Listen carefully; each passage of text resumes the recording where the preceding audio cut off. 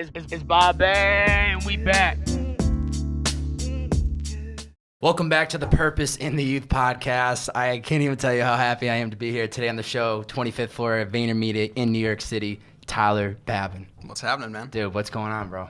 Just another day in paradise. Just another day in paradise. I would imagine that this floor in this entire building is probably full of paradise because you are working cool. at one of the best companies I would imagine that's in the world right now. Yeah, I mean, we got a lot of interesting things going on. You guys have a ton going on cool right people. now. A lot of cool people. Gary Vee probably stomping around, always causing you guys to get the energy flowing. Always. So thank you. I'm happy to be here, man. and I'm very stoked that this could actually happen. Yeah, man. Glad it worked out. Absolutely. Who is Tyler Babin today, and how young is he? I'm 23 years old. Okay. Right now, I'm the art director for Gary Vaynerchuk, living in New York City. Been here for about a year. Just having a good time, making cool stuff every day, and trying to push it a little bit further. So you've been in New York for a year and you're still alive. I feel like this is a city that that's like you should get like an award or something for making it that long. It was like it wasn't too bad of a transition. I visited here for the first time when I was in 8th grade, and immediately knew this is where I wanted to be. I came from like a really small town in Florida, and so this was like always the goal. And when I got here, I just like got off the plane and felt very at home. You knew. And so like I'm into it. What was it about New York? Just the energy? Was it? The energy. I mean, it's tough not to feel like you're at the center of the universe in the city. Like everything's going on. And yeah, I mean, there's just so many interesting people, so much good energy. So much going on. It's kind of like a constant adrenaline rush and just constant chaos. But I think that's where I feel at home most. Absolutely. Where did you grow up? Tallahassee, Florida. Tallahassee, Florida. Like, don't go there. Come on, that's a hometown. You don't. Tallahassee holds like a very near and dear place in my heart. But I always tell people I grew up in Florida, and they're like, "Cool, you were like hanging out on South Beach and everything," and I'm like, "No, like it's not like Tallahassee's in the middle of nowhere. Like it's just a lot of woods and swamps, and it's really hot." And that's pretty much it. That's it. Yeah, there's no beach. Like, it sucks. People think like Miami, oh, you must be on South Beach every day. Yeah, there's like 3 places in Florida that look like Miami, and Tallahassee isn't one of them. That's not it at all. Not at all. How did your childhood influence you into becoming who you are today?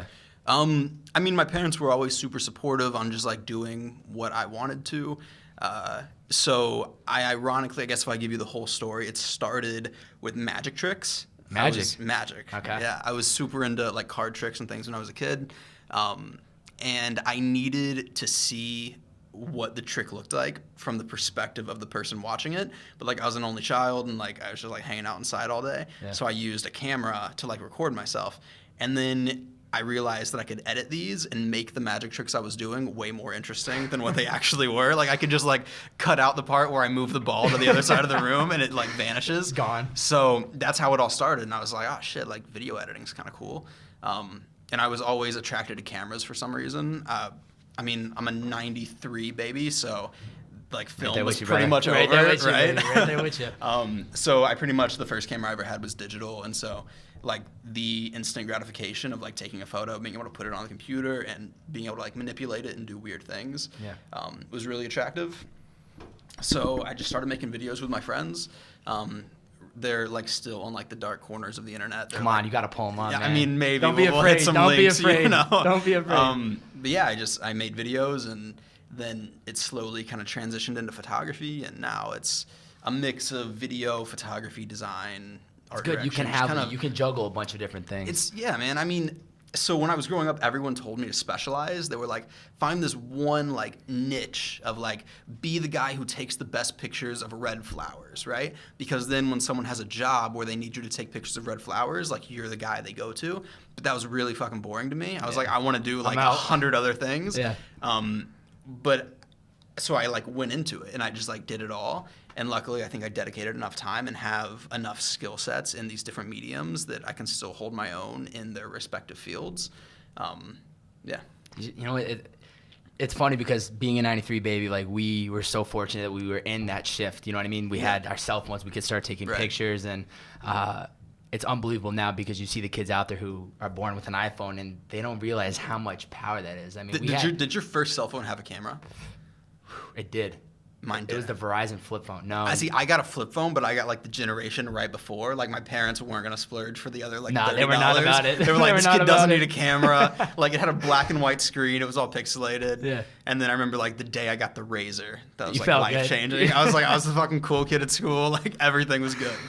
Wow. Was there anything that you like dreamed of doing? Is that when like kind of maybe getting into photography was like the dream? Like that's what I want to do when I get older, or was it just a hobby? Man, I mean, so I was definitely a kid that dreamed way too big. Like it was always like thought I was gonna be a professional skateboarder first, and then I was like I'm gonna be a professional magician. Like what the fuck is You're that? going all over the I place. was super crazy. But I don't know, like whenever I started getting involved in like cameras and video and things like that, I was fortunate. I went to a high school that like had a very advanced video and web design program, and I like kind of went to the top of those.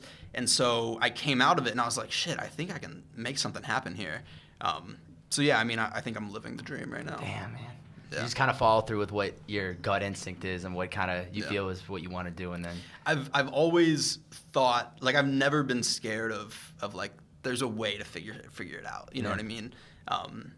Yeah. that's good that you had that feel. You know what I mean at a young age, because I feel like even I didn't start feeling like I can do anything that's possible until I kind of got older and maybe a little bit into my high school years where I had a little bit more confidence. But you know, the younger you can kind of get that, then you'll jump out and try different things. Or Yeah, I mean, I think staying a child at heart's like so important because like you're just not scared of anything. Like you don't know You're like right. what the real You're world is. absolutely right. So yeah, I mean, I think whatever you have to do to like keep that mentality of like being fearless. Yeah. That's what you have to do. How was your 2 years at it was Tallahassee Community College? Is that where you went to school? So kinda. Okay. So I'm a dropout for sure. I started when I was in high school. I was like, I'm not going to school. And then my parents are both like academics. My dad is like a really successful lawyer. My mom's worked in like the medical field her whole life, so they were like, "No, you're going to college. You're doing Like it. you don't You're have a doing it." choice." And so I graduated high school, and I was like, "Shit, like I don't have anything else to do. I don't really want to go get a job right now, so like I can bide my time in school." Went to school, took like a photography class and did like the generic stuff. I went to a community college that was very overpopulated and like no one was driven, right? It was like very low energy. Everybody was there kind of just trying to like, they go were through the motions. Right, they were just checking the box, you know what I mean? Like, and so I checked out like really quickly. I stayed enrolled for like almost 4 years. Like no degree to show for it. So like not making the parents proud in that moment. But during that time, I basically used school as like my place to spend the days. I started freelance photography, and I was editing during classes that I should have been in. You know, like teaching math, and you're just in the back. and of I'm the like, room, I'm yeah, I'm grinding taking on notes. Photoshop, I'm taking you know notes. what I mean? It just, I don't know, man. It didn't make sense. I've never liked the philosophy of school, and I'm sure like I can go on and on for school because a lot of people say like I'm against like education, and I'm not against education at all. I just don't think school and education necessarily overlap. But I was just learning so much more and so much faster by just teaching myself all these things. So like I actually failed my first photography class for two reasons. One, I went in with a huge ego. Like I already had like a portfolio and everything, and I was like, fuck these guys. You know what I mean? I know what I'm doing. Like, yeah. And so my teacher was the first person who, we're actually like good friends now, which is pretty funny, course, but right. she was the first person who was like, you're not hot shit. Like you have a lot to do to get better. You're not good because you took a few good pictures, you know? So I was like, fuck this, you know? But, and yeah, I mean, I learned a lot in it, but I didn't do well because I was like, had way too much of an ego. Yeah. But there was definitely a moment where I was like, all right, this isn't the way I'm going to win. I was just like, I don't care about all this stuff. I'm taking these generic classes. I was like, I think I can make this work another way. So yeah, I stayed in school for a while, but I was You just knew that wasn't the plan. It was more of just kind of buying you more time. It was just checking the box. Yeah. It was buying time while I was working on the stuff that I thought mattered. And then whenever I saw the moment to jump, I dropped everything. to come up here. Yeah. So why VaynerMedia? And why not one of the other 1,000 companies that's here in New York City? For sure. Fully because of Gary. Whenever I was living in Florida, I actually thought I was going to go work for Chase Jarvis, who's a big like action sports photographer. And he has a show called Chase Jarvis Live, who Gary was on in 2013, right before Jab, Jab, Jab came out. And so I'm like sitting in Florida, like not doing anything that day. I'm like sitting at home, and I get this email notification that he's going to be doing his show, and this guy named Gary Vee is going to be on it, and it was called How to Get Off Your Ass and Get Noticed. Love it. And so it was like an hour and a half conversation. And at the end of it, I was like, I actually think I want to work for this Gary guy. And so it was a big mind shift, and I consumed basically all of Gary's content. Started following him really closely, and kind of every move I made was like, I always knew I wanted to be in New York. I thought if I was going to be in New York, like, I would probably want to work for this guy, and things kind of converged. It's funny how things like that happen, man. Yeah. I don't know, whether it was your gut telling you to come up to New York because maybe you'll land the job here, or certain things happen in your life. And as we were talking earlier, just even being here, it's weird how you put out good energy to the world and somehow it just comes back to you. And if you have good intentions, I always feel like there's no way to guarantee yourself of what's going to happen, but putting out like that good energy and just visualizing maybe one day I'll actually work 100%. at VaynerMedia, then maybe it'll happen. Yeah. How do you think Vayner makes how does Vayner make their employees feel like they're actually making an impact? Is there something that kind of goes on in this culture that you think is different than a lot of other companies out there, or? For sure. I mean, so my only other job, well, I've had like a few jobs. I initially, my first job was taking yearbook photos because I needed to learn how to use studio lights. Mm-hmm. Studio lights are really expensive, so I didn't want to buy them. So I got a job taking yearbook photos. Smart man. So I would shoot yearbook photos during the day, and then at night I would use the studio that we worked out of to like actually shoot like fashion images and things like that. And then I quit that job way too early, just because again I like had an ego and I thought I could like go without it. Nothing really happened, and then like I was freelancing, kind of broke down to a point, ended up getting a box boy job at Staples, did that for about a year, and then there was sort of one day I was on my way to work and was like, all right, you're gonna die one day. Let's not put away Post-it notes anymore. Was Gary putting that in here already? I think so. Maybe. I like, not to get weirdly dark, but I don't think a lot of people have a good enough relationship with the idea that they're going to die one day, because whenever you like really, really come to grips with it, like fear sort of just goes away. You're like, the worst possible thing that could happen is going to happen regardless, so I might as well take a shot, you know? Mm. And so I left that job, ended up getting a job at a company called GlowFX. Whenever like sort of EDM like music festivals were at their peak, they were creating like glasses and outfits and things like that. They didn't really have a creative hand, so I went there and sort of built an entire platform for them to do advertising and photo and content and all that stuff. And then I left that job to come here.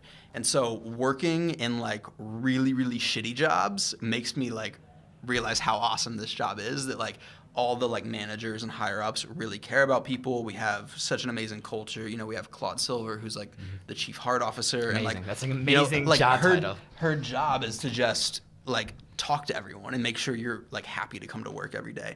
And having like watching family members that hated getting up and coming to work every day, like seeing a resource like that their only job is to make sure people are happy is huge to me. Amazing. You know? And even before I got put onto Gary's content, that was one thing that I had learned from a previous job experience, was that you have to put as much time and energy into your employees as you do as your customers, if not more, because they're the ones that when you're not looking or they're operating the business, they'll go the extra mile and not feel, 5 o'clock comes and clock out, I'm out of here, or maybe even 4:50. Whereas maybe things need to get done and they'll stay till 5:45 without even asking, without even questioning it. So it's if you can invest all of your time and energy, 60% into your employees and 40% into your customers, those employees are gonna then return. And that's what Gary preaches. I don't have to sit here and preach about it, but it's true. And so it's also like, the better you treat them, the more likely they're gonna stay. Like, that sounds so obvious, but like I've seen businesses collapse around that,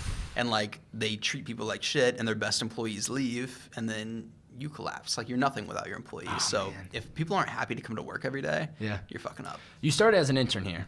Yes, I was a design intern, working on like an alcohol brand. Okay. And I was just doing like random designs every day, just like grinded away, and then transitioned out of that straight into Gary's team. So how did you make that transition is what I'm curious, because that seems like quite elite to go from just doing internship work to now the director of his art, of Gary Vaynerchuk's art. Yeah. So funny story, whenever I first started, there were 2 other design interns that started at the same time as me. They both started 2 weeks earlier. Okay. we go through the whole internship process. I went in, I was like, I've definitely got to figure out a way to get a full-time job here. Like, my goal wasn't even my goal's always been to be on Gary's team, but it wasn't like the immediate goal. I was like, there's a I'll couple get more there, steps like before. I'll integrate, and then eventually I'll be there. And so essentially there was a place where at the end of the internship, there were 2 full-time design jobs like available at the moment, and the other 2 people got them. And so I get an email one day that was like, thanks for all your help, you crushed it, this is your last day. And I remember like I was sitting at my desk, got that email, and just started like bawling. I was devastated because I left home and like checked out, and I was like, I got to figure out how to make this work. And so instantly it was like, am I going to go back to Florida? Am I going to go get a job at Starbucks? What's the next step going to be? So I walked out. I was walking home, and I stumbled across a book called The Obstacle is the Way by Ryan Holiday. Okay. And it's about like Stoic philosophy and taking things that seem like they're like going to be issues or things that are breaking stuff and like using them to like build momentum and go to the next thing. So I read that book. I took a lot away from it and just changed my whole mentality of like, all right, this is how I'm going to figure it out. I had been working on a weekend like a few months prior. Someone had seen me in the office, told Gary, and Gary emailed me and just said, thanks for the hustle, right? Like, that's all it said. So I responded to that email thread, and I was like, yo, I came here because I wanted to work with you. My internship's over. I got like a few days left. Can you give me like 2 minutes to say what's up? He said, sure. So we set up a meeting. It gets rescheduled like 20 times. Of course, right? It comes up to... The wind blows, reschedule. Of course. So it comes up to the day where I'm like, all right, it's finally going to happen. I go upstairs, talk to his assistant. His assistant's like, sorry, he's busy. We're going to have to reschedule. And I'm like, I can't reschedule again. Like, this is my last day. And he's like, all right, well, he's about to jump in a cab and go uptown. Like, do you just want to ride with him? I was like, absolutely. Like, I don't have anything else to do. You know what I mean? Like, I'm walking home. You know?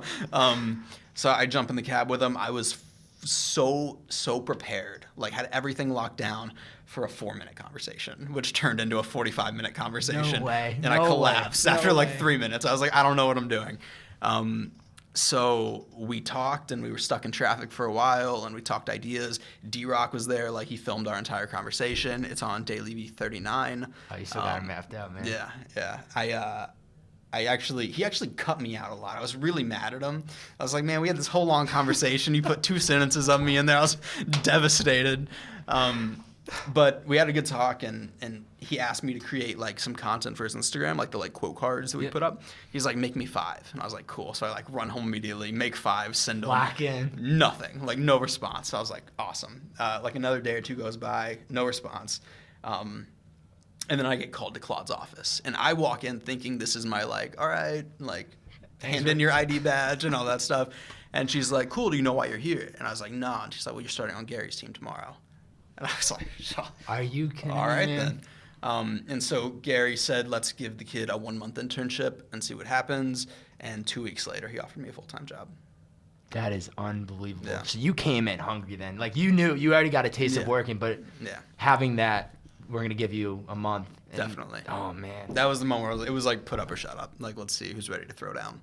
So, I mean, it's coming in at 6 in the morning, leaving at 9 every night. But it's not work. Not at all. It's work, but it's never not. worked. Well, no, I definitely worked when I was doing Staples, but like since I've been here, I haven't worked a day in my life. Yeah.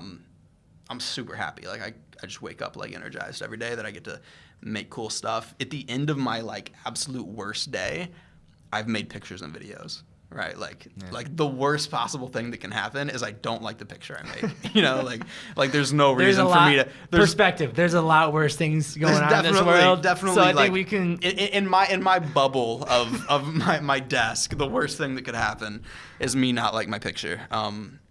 So yeah, I mean, like there's no reason to not be excited every day. What's the best way to create content that is impactful, gets a point across, and actually moves people? Because you're making content a lot, and as I make content for my podcast, as anybody listening, musician, whoever makes content, how do you make impactful content that catches people's attention and actually hits home? I mean, you just have to speak your truth. Yeah. Like you can't like sugarcoat anything. And that being said, like if you might speak your truth and it might not be good enough, like that's like a very real thing that I don't think people talk about enough. But I think that if you just say what's like true in your heart, like the real shit you want to put into the world, and if it's good enough, you're gonna get traction. Yeah, I think too is just as long as you're genuine about it and you're not just like buy my music, like trying to. It's one thing to there's one thing to try to sell it, and then there's one thing when it's like telling your story. If you're selling it, people can read through it. You know what I mean? I can see when people are posting certain things, and I can't think of a perfect example, but when I'm just like, you're trying too hard. You're trying to grab my attention way too hard versus telling me your story about what you're struggling with and kind of what you're going through. Yeah, people get into things because they don't like the process, right? Yeah. Like they're like, buy this because I want a fat whip, right? Like the process is everything. Dude. Like just like doing the one thing every day. Like don't start an Instagram because you want 100,000 followers. Like start an Instagram because you like photography. Yes. You know? Like I'm obsessed with process. I have process tattooed on my arm. Oh, you know, like I kept seeing it, but I didn't get a chance to read it. That's amazing. The process is everything. Yeah. And so like the whole reason I have this is so that like for those like random moments where I'm like, oh, like I just really need this thing, I can look down and be like, no, like it's a process. There's a reason you started this thing. Like let's get back to the core of like you just like making cool shit. Yeah. If you're starting it for the money, you're gonna lose because it takes a long time to get to that point where you're actually making money off of doing it. You're going to have to go through so much shit and get told no so many times that if that's the only thing you're leveraging against, there's no way you're going to have the willpower and like the persistence to get through all the roadblocks. No. Yeah. It's just going to catch up to you with time. Right. You got you, D-Rock, Ellie, Tyler, everybody I'm seeing always on the Daily We got the crew. You got a squad. We do. How do you guys stay on the same page of making sure that everything gets done in a timely manner? I know you guys all have different positions and, you know, I'm sure you guys aren't always in the office. How do you guys make sure that everything is kind of getting done in a timely manner? Honestly, like so much shit falls through the cracks. Like if I'm being like super honest. Because there are just so many things that are happening. We're moving so fast. But that being said, I mean, we have a team of people that just like hustle. Like we live and breathe our jobs. The whole like, and a lot of people argue like, oh, like what about work-life balance and everything? But it's like, we just found what we love to do and like, we have a good time, so we just work all the time for the most part. You know what I mean? So part of it is just like the sheer number of hours that get put in. Like you're able to like catch a lot of things. It's hyper communication. You know, we have like a text thread that has Gary and our entire team, and like we're constantly talking in there. Then everything gets broken down into like different like programs and suites where we try to like organize ideas and have checklists. And so there might be a thing that gets put in that checklist that doesn't get done for a year, but like at least it's there and we can see it. It's out there. I think just capturing as much as possible. That's something I'm trying to get better at is like taking notes and like getting things out of my head because I'll think about like 5 ideas on my walk home and then I get home and I'm like, shit, what was that other one? Yeah. So the biggest thing is just capturing. And then you can divide and conquer, and everyone can like pick their little thing. Yeah, and I think it's smart to just jot down because you know even when I'm driving or walking around, think of something I need to do by the end of the night. I'm like, oh, how am I gonna forget about this? Like this, I'm not gonna forget about it. Like I don't need to write it down. Like I'm good. And I get home 2 hours later, 3 hours later, I'm like, yeah, you're just what the fuck was I supposed to do? And I'm sitting there pulling my head. I was like, I should have wrote it down. Yeah. Should have wrote it down. And I think it's at least if you write it down, and like you said, it might not get done for a year. But it's there. But it's you guys know you can at some point you need to come back and actually get this done. I was looking through your Instagram, and on your recent post, it said something about stuck between living a dream and feeling as if I'm living in slow motion. Yeah. What did you mean by that? What was the meaning behind this post? I think that I get really stuck in wanting to do too much and not recognizing where I'm at, if that makes sense. So I'll like definitely go more in depth. There's like kids who would kill to do what I'm doing right now, who would like literally kill to like that look at me and they're like, you're living the dream. And I literally have moments of like, I'm not doing anything. There's so much more I want to do. I'm like, I can't, like, I'm not being able to do all the things. I want to touch more stuff. Like I get so like antsy and frustrated. And then sometimes I have to like pull myself out and be like everything's okay. You know what I mean? Yeah. Like you're doing interesting stuff, like be patient.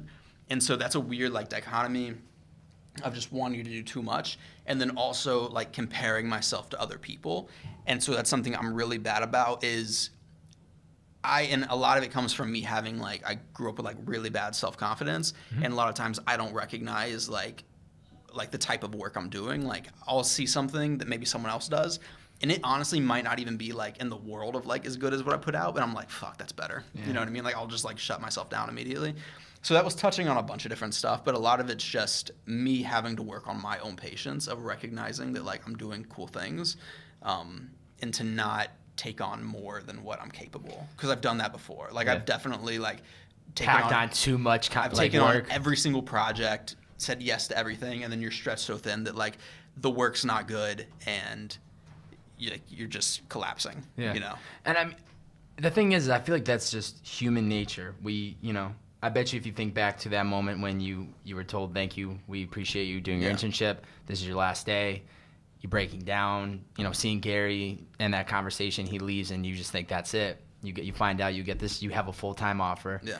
Life couldn't get any better. Fireworks are going off in the air, champagne's being popped, and a month later you're just in it. Yeah. You're in the hustle, you're in the grind, it becomes part of the norm. And I think as human beings, and I'm guilty of it too, man. Everybody is. Yeah. We want on to the next. What do we want? What's next? What's the next step? Yeah. I want to do as much work as possible. I can never I'll stay up till 11, 12 p.m. and feel like I didn't accomplish enough. Go to sleep and get up at 6 and just get right back to it. So for sure. And I think like you said, you recognize that there could be 100, there could be 1,000 kids that hear this right now. Yeah. That would kill for your position. Right. That would run marathons. That would Gary Vee would say jump. They would ask how high. Like exactly. You know what I mean? So when you recognize the opportunity that you have in front of you and you're able to step out of that zone and kind of look from the outside in and go, you know what? Is life really all that bad? I got nothing but time to kind of get back to it. If you learned you've learned tons of things from Gary Vee, right? Yeah. Tons, even just from consuming his content. What's the one thing that is just the top of the list? And this includes working, Yeah. There's a lot of content that doesn't get put out to the world that maybe they don't know about Gary or, just of all the things you've consumed and all the things you've done with him being on the road or whatever. What's been like that number one? Gary speaks a lot on regret. I think that's been a big thing is, I'm terrified of like what if, and so combining that with like not wasting a second. I've never seen anyone work the way Gary does. Literally, his schedule is booked by the minute, every single day, 5 days a week. Now it's 5 days a week because he like spends the weekends with his family, and so like his kids are getting older, and I respect that. But like during his 20s, it was 7 days a week. I mean, he just never stopped. And so I've just noticed, not even intentionally, but I've definitely applied that to my life in a lot of ways. So it's like every single minute has to count. I definitely check out. I'm always like hesitant when I say that because people are like, oh, if I'm not working every second, I'm not doing good. Like I'm finishing up on a massive campaign right now. It's the biggest project I've ever worked on. And then this last Saturday, I was like just fried. Like I was walking out Friday, I just couldn't like put two thoughts together and just played video games all day Saturday just to like get myself back into the place. So I think checking out and like taking time to like inhale again is important, but just fuck, man, you just get one shot. I know. Like don't waste it. It's a balance, but we all have different levels. There's some people that want to, get out of work, go to the gym and relax for the rest of the night for 5 hours and watch Netflix, watch House of Cards with Gary probably. But everybody has their own balance. Yeah, everyone has like their levels of ambition, right? Yeah. Like what I want might be different than what, Jim wants. Like, and so we shouldn't compare each other's lives and say, oh, well, you're not working enough. Yeah. Like you have to, like, I think everyone has to like really just look in the mirror every now and then and like check themselves and realize what they want. Because yeah, dude, if you want to like go watch Netflix, watch fucking Netflix. As long as you're happy and you're not like, fuck it, I want to do this. But you're watching TV all day. Like it's cool. Yeah. I want to conquer the world. So I just know that I need to, for me personally, I need to be working every minute of the day. And I want to go down as one of the greatest filmmakers of all time. And like, I'm not going to do that if I take it easy. No, you have to keep pushing yourself. Right.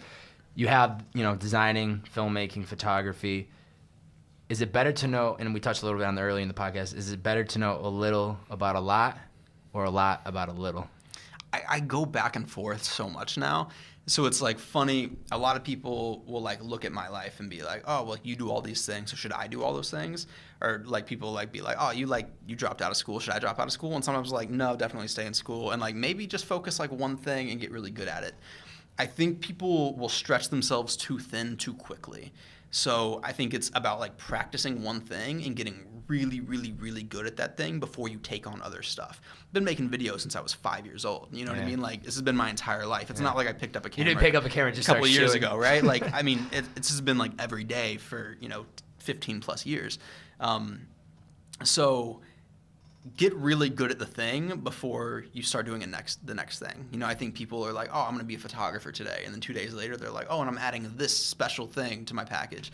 And I'm like, cool, but like you didn't get good at the other thing you were offering, It's like taking those little steps along. So I think getting like having a wide skill set and playing in a lot of different mediums is super good. Definitely be a jack of all trades, but be a good jack of all trades. You know what I mean? Like actually like dedicate time to like understanding a skill before you're adding something else onto your plate. Yeah. I would assume that out of all of the three of those, would filmmaking be the number one that you would pick if you had to pick? I think actually still photography will always be the core thing. Filmmaking is an interesting mix because so it started with video and then it went to photography and then it went to design and then it went back to video, and now I'm in this weird combination of all three. The cool thing about video and film is it's a really good place to have all those different skill sets because you can like do a lot of different jobs. When I was doing just photography and design, I would always add like a playlist or like put a note and be like, when you look at these, listen to this song, because like music's like a big thing for me. So filmmaking is cool because I can force people to listen to the song I want them to listen to. You know what I mean? Yeah. So filmmaking's cool because it's sort of the combination of everything. Yeah. You can put what you can. There's so many ways to create with it than versus you can cut and edit. You can transition, throw the music in. Yeah. I mean it's not only that, and you can completely change the story by like doing one little thing, so like editing school with like just shifting the whole plot line around. Yeah. What would you say is the key for someone to make their dream turn into a reality? Work really fucking hard. That's it. That's it, I definitely like, you're never going to be the most talented person in the room. And you never want to be. No, definitely not. You always want to learn. I don't know if it's me, but like I actually, as much as I want to be the best, I also am really scared of being the best. I need to become like the best the day that like I die, right? Because like the second I'm the best, I'm gonna be like, all right, I'm not hungry anymore. Like I constantly have someone on the horizon, and I'm like, I have to be better than that person, which is maybe childish, but it's the thing that drives me. So like, I'll use what I have. Yeah. You definitely don't want to be like the best or most talented because you got to stay hungry. But yeah. It's part of the process too. Everything. You know what I mean?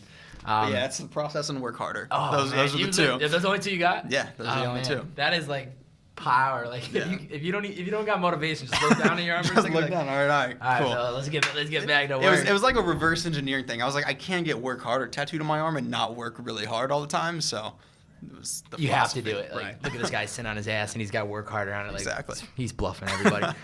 Is it ever too late to make a change in your life? No, I don't think so. But again, it's like you have to base it off your talent and your ambition and things like that. There's a ton of people who didn't like become successful until they was in like their 40s or 50s, So I never think it's too late for a life change. Yeah. I saw like a Facebook post that was like, of course, Facebook, right? Gets shared a million times, but Morgan Freeman didn't get his first role in a big movie until he was like 50 something. Yeah. Oprah didn't get her first television. Like there's so many people out there that we don't realize that have worked so many years and didn't hit until later in their life. And it's kind of everyone, right? Like anyone who's like hit a level of success that you like admire to be like has probably like fallen down 25 times and you haven't seen it. It's just persistence. Yeah. But yeah, man, you can definitely change it anytime. Keep getting up, keep working harder than the other person, I guess, in the room. At the end of the day, what matters the most to you? Just being happy and not fearing waking up in the morning, which might sound weird, but like just having watched family members, like it's something that's very jarring to me, like wake up in the morning and like not be happy in their life is just like terrifying to me. Yeah. Yeah, it's just happiness and just being able to like, I don't care if I'm making no money or I'm not getting to like be around fancy people and all that. Like if I just wake up and I'm happy in the morning, like that checks the box for me. Yeah, that's one thing that I didn't realize until I kind of got older, going as a kid in high school like everybody else. I want the car, I want the Range Rover, I want the money, I want to buy everything. And then I started realizing that even the small purchase that I was making, I would do anything for those new pair of shoes or that new iPhone 6, and you'd get it, and it was going back to what we talked about earlier. It's just like it becomes part of your life, and then it's on to what's next. So it's if you're not enjoying the process of what you're actually making, how you're making that money, it's like what's the point of it all? Yeah. And I think, and you know, I'm so happy you made the comment about death. Sometimes I think I'm crazy. I can have like this type of conversation with a couple of people directly in my life, and that's why I love the podcast, because we can get into conversations like this that I think maybe some people don't talk about, but you're gonna die one day. Yeah. And I mean, and I don't think people realize it. They're scared to even mention it. Yeah. You talk about death with anybody, and they instantly just like dibble dabble. Oh, what do you mean death? Like what? It's just like this whole. I mean, I don't think you should be like obsessing over it. No. But like, I mean, literally, I have like, I'd say probably 2 or 3 times a week where I'm like, I'll be sitting at my desk and I'm like, yo, you could go at any minute. Yeah. And that's really dark and weird. And like, I think you're right. Like a lot of people really freak out when I say that, but it corrects me in my mind that I'm like, it could go at any time. So like, don't waste a second of it. Yeah. And I see so many people that are scared, and I was super scared. Like in high school, I always like dreamed big, but I was always like scared to like really go for it and jump. But whenever you like just understand that like the worst possible thing that could happen to you is you die, like you've already checked out, man. Like it's been decided. Yeah. So you might as well do everything you can to like get it all in this one shot. Yeah. You know. And I also think too, it's like nobody gives a shit if you fail. You know what I mean? Like nobody. At the end of the day, nobody just gives a shit. Like whether you succeed or not, they're gonna be there to like, hey, you won, and then they're gonna let you live your life, and that's it. But I mean, it's that, and everyone's wrapped up in their own shit. Like people think other people care about them way more than they do. Yes. You know what I mean? I want to put that clip right there and just on loop, on fucking loop. Yeah, man. I just like everyone's doing their own thing. Like they're all trying. So. Like it's funny. I really want to start a vlog right now, but I've been scared of like, man, like this dude's going to see me on the street and I'm like holding this camera and I'm going to be all weird. And then I'm like, wait a second. I'm in New York. There's 8 million people walking by me every day. Why the fuck am I doing this? You know what I mean? Like, why am I scared to talk to a camera? I can't even believe you've even contemplated I know, not doing right? it. Like, super, come like, on. I have to like, I think it happens to everyone, right? Yeah. Like everyone deals with this shit. You have to like just have hacks to like pull yourself out of it and like course correct all the time. I mean, everyone's scared. Like I'm scared. There's like projects right now that are about to go live that I am fucking terrified to like know what's gonna happen, right? Because there's so much shit on the line. But like at the end of the day, like it's gonna happen. Who gives a fuck? You know what I mean? Like if it's a failure, I'll just do something better and everyone will forget about the failure. Yeah. And if it hits, then so be it. Then you're exactly where you want to be. Right. Oh man, that's amazing. Well, this is the point where I reverse the role. Okay. I allow my guests to ask me any one question. It could be anything we've talked about, anything you want to directly know about me. Yeah. Any one question. Any one question. All right, let me just like think on it. Yeah, you go right can ahead. cut out, Take you your can cut out time. the dead No, time. we're not cutting. We're not cutting. We're gonna put a little picture of Gary like in this segment right here, just on the video. So I'm gonna ask you the question, and then there's probably gonna be like a lot of you other can follow. questions. You know what? So like, you're more than welcome to follow. We'll we got time. We're doing it on time. But what's one thing you wanna do before you die? See the world, man. Yeah. I can't pinpoint. I have gained so much perspective on traveling, and I haven't even seen a % of this world. Where's like been your favorite places that you've been so far? I mean, I've been fortunate to see a good amount of the country, which has been. So let's start outside the country. I've only been to, I've been to the Bahamas and I've been to Cancun. Both were amazing trips, like unbelievable. Yeah. Cancun, I'll never forget because we were flying in, and about you're like couple miles out from like the actual airport, but you're getting low to the ground, and I just remember looking out my window and seeing like shacks. Yeah. Like the stuff that you see in movies. Right. And then as soon as you land, you're at the airport and you get bussed right to your resort. And there's nothing like that around you. Yeah. There's no shacks, and that was like the first time I really started to realize like there's really a lot to see in this world. Mm-hmm. And then fortunately, tour managing my homie Dylan, we traveled a bunch of the country in the last year. I mean, Awesome. I'll never forget. We were driving in the middle of Kansas. However, everyone flips a coin who's driving, switching through the van, and I was driving through the middle of Kansas at like 6 a.m. seeing the sunrise. Everybody in the van sleeping. like a 6 to 9 a.m. shift, and it was the most peaceful thing because there's nothing around out there. Right. And there's just so many other places within the country that are like that too. It's just you gain so much perspective. But I really want to see. I want to go to Europe. Yeah. I want to go to Australia. I want to go to New Zealand. I want to go to Hong Kong. Yeah. You know, I just think the coolest thing you can do at the end of the day is be able to check off all these places you've seen. I just think it's amazing. I mean, there's just so much. Even coming to New York, as I was telling you, we were coming up the elevator. I wish I came to the city more often when I was growing up in Western Mass because it's a 2.5-hour drive. Yeah. If you don't want to drive, you could take a bus, you could take a train. The perspective on this city, Tyler, is, I mean, you know it too. You didn't grow up here, so you came to the city knowing what you were walking into, and the energy, man. Like if you're one of those people that, if you're a hustler and you're listening to this and you just love like the grind, this is the place because you don't. Everybody around you is working. Yeah. From the moment we started this podcast to the moment we're ending, I'm sure a lot of business has been done in just a mile radius from where we are right now. Huge stuff. Huge. Yeah. Huge business. I think you have to do like a year in New York at least, right? And if you have like that DNA and you think it's something you should try, because it's like life changing. I don't know if I'll be here forever. I've been spending a lot of time in LA recently, and I'm like really falling in love with LA. Yeah, that's where we're headed next. Nice, we're going there in September. Love LA. Yeah. So I could definitely see myself. I have to do a year in LA just to like test the theory, and then I'll decide which coast I want to be on. But LA is super dope. Traveling is a big thing for me too. So I did the Bahamas when I was like 5 though on a cruise. So it's like I don't really remember any of it. Yeah. And I've traveled a bunch in the States, but I haven't been out of the country since. So at the end of August, I'm doing my first big trip to Costa Rica. Really? Yeah. And so I'm making like this adventure movie for this like brand that reached out. So we're gonna go for like 4 days and just like, dude, that's gonna get super crazy. Awesome. Yeah, like especially because you're going there to like get stuff done too. It's not like you're just gonna kick up. Like that's my thing. Like that sounds like a way more fun vacation to work for me than to you're making steps kick forward. It on a beach. You know what I mean? Yeah. I mean, you're gonna be able to enjoy yourself too because you're in a whole nother environment. Time. I'm not worried about it. No, I know. I would honestly say that LA is next for me in September, but I know at some point in my life this is a city I need to. It's a must just because of the energy, and there's so much else that's kind of going on.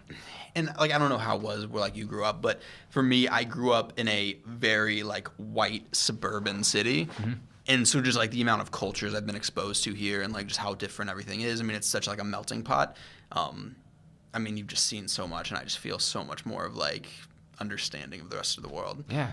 I mean, there is so much in this world to see, and I feel like it's a disservice if you don't get a chance to kind of see it or get to meet the people that make this world go round and round. I'll never forget. I was sitting in my apartment a couple weeks ago with my roommates, and I came across a video, and it was this couple. It was I don't remember what it was. It was like somewhere in Spain, and people were talking Spanish.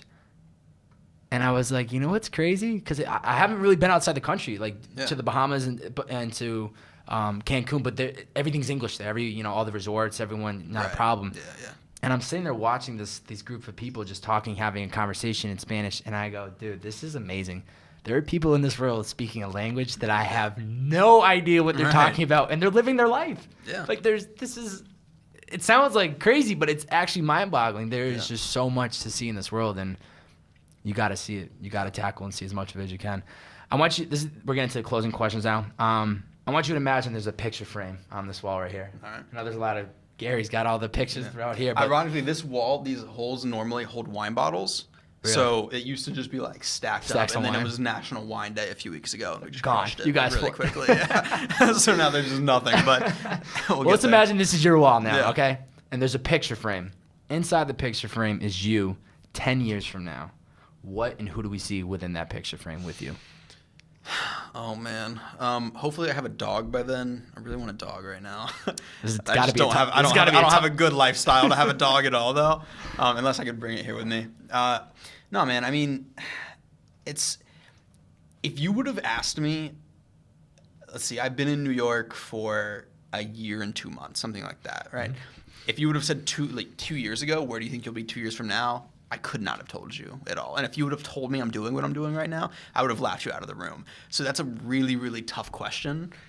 Just because like I don't even know what's gonna happen a month from now. Like there's so much like going on and so many moving pieces that 10 years is like unfathomable. But yeah, man, I just want to be surrounded by good people and like just be happy.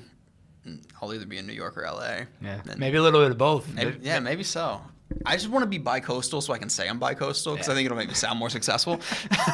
That's a big thing. Where are you going to be in June? Just check the calendar. Well, one of them. Either LA, New York. Like, one or either or. I don't know, man. I just want to be happy. Yeah. Like I just want to be doing something similar to what I'm doing now. I don't know. There's a bunch of stuff I'm interested in trying, but as long as I'm able to be creative every day and survive and like have good energy around me and good friends and family and all that, I'm happy. And I don't think you need to know the 10-year plan. It's more of just kind of what you expect. The good energy, the good people, doing what you love, the happiness. Yeah. That's, as long as you can make sure to incorporate that, you don't know what's going to happen tomorrow. You don't know what opportunity is going to knock when we leave here. Yeah, man. I mean, like I said, like my goal is to go down as one of the greatest. So like I know that's the end goal. I don't know what's going to happen between those, but as long as I know that's my North Star, I can kind of stay on the right path. Yeah. You know. Absolutely. Where can people find you on social media? Instagram's the most readily used, so it's just at Babin, Babin. I'm really excited I finally got that handle. That's pretty good, man. That's pretty good. It was Tyler Babin forever, and then like finally some things moved around. Yeah, Instagram is where the majority of my time spent. Also Tyler Babin on YouTube, Tyler Babin on Facebook, all those places. Beautiful. But if you want to talk to me, it's DMs on Instagram. That's how you'll get me. Slide in the DM. Last question for you. Yeah. Somebody that's listening, they don't know what their passion is, what their purpose is. They're trying to figure it out. Yeah. What 2 to 3 pieces of advice would you give to them? My biggest thing is get a job doing something that you know 100% is not your passion, because you're going to get really focused really quick. All right. Like whenever I was a box boy, I knew exactly what I wanted to be doing, and it wasn't being a box boy. Yeah. Right. So I think that's huge. Test and learn a bunch of different stuff. Like if you don't know what it is, then there's no harm in trying a bunch of shit, right? So like test everything. Just become a yes man, right? I think everyone should kind of just like for a year say yes to everything and just see what happens.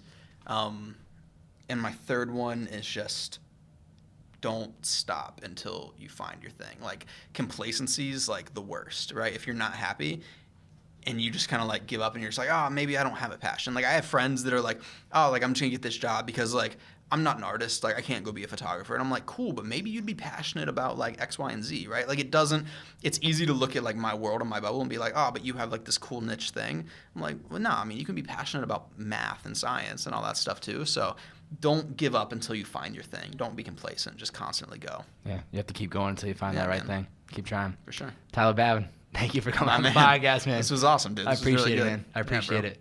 What's up, guys? It's your boy, Bobbbaaaay. Thank you so much for watching this video. If you enjoyed it, please subscribe to my YouTube channel right here in the button below. Subscribe, as well as leave a 1 to 2 sentence review in the comment section below. We'll catch you guys next time.